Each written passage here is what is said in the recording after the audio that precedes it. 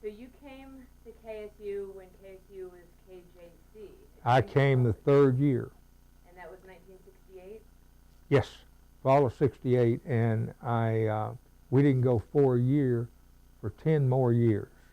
So that would have been the fall of '78, '79 that we went 4 years, I think, somewhere around in there.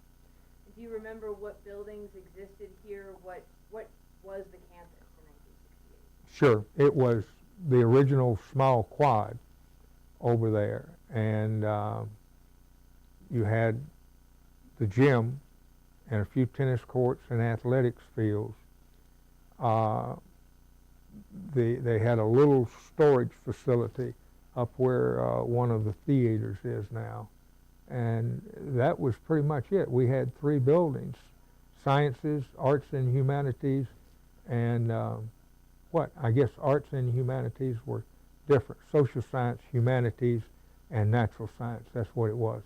3 buildings on the old quad. That was it. And weren't some of the academic courses held in the local high school or middle school? That was before we came to campus. That was the first year.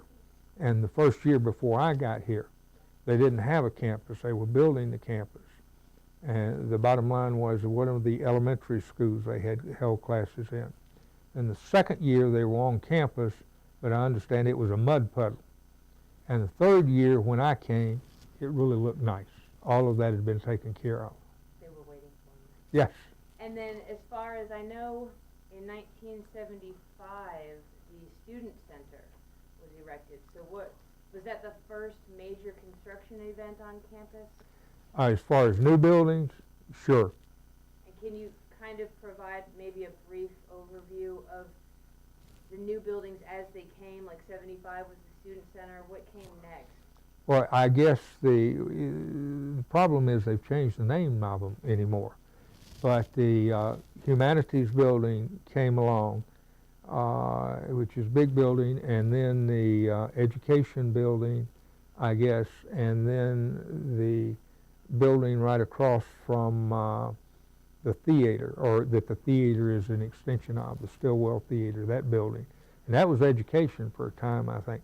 Say it's very difficult because things have grown so much that you've changed their names and their purpose and that sort of thing. For example, this area right here, if I remember well, this was part of the education department, and these were classrooms or offices over here.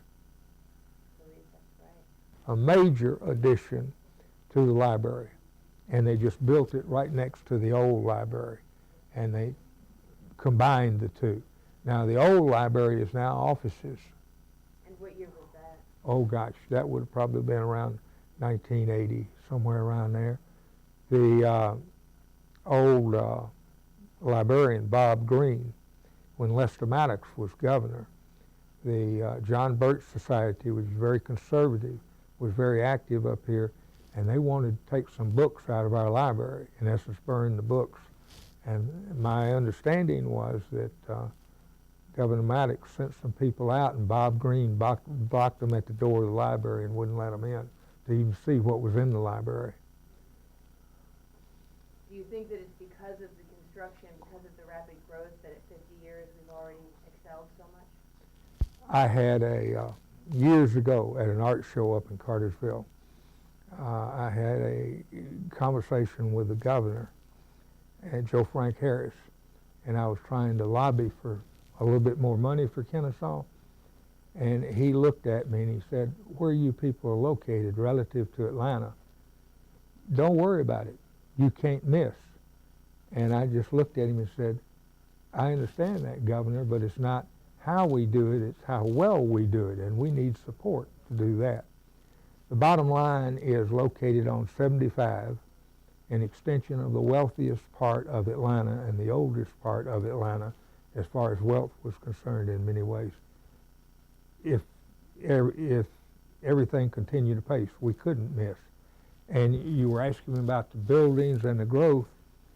There was not that much growth for a long time. You got to realize I've been gone about 12 or 13 years now, and in the last 12 or 13 years, the amount of square footage on campus under roof has doubled.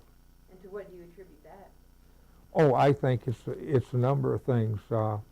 I think we were just in a position where we couldn't miss. It's located fine. The school has a very good academic reputation. That attracts a lot of people. Right next to 75, that attracts a lot of people. And people like to be part of something that's growing and pretty dynamic, although the dynamic that you have in the last decade or more, we were always growing, but not like that. And one of the things was they found funding for dormitories. You know, Kennesaw is, think about it, doubled the amount of square footage under roof at a period when there was no money coming from the state to speak of.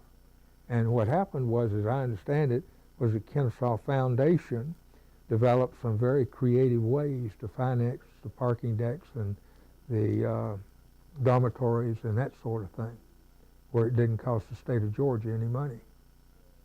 I don't know the inside of it because that wasn't my thing, but if you think about it, unless something had happened that was very special, we could have never, the state of Georgia would have never put the parking decks here, never put the dormitories here. As a matter of fact, the state of Georgia stopped building dormitories for a long time because back during the 60s, they had a lot of drugs in the dormitories all over the country.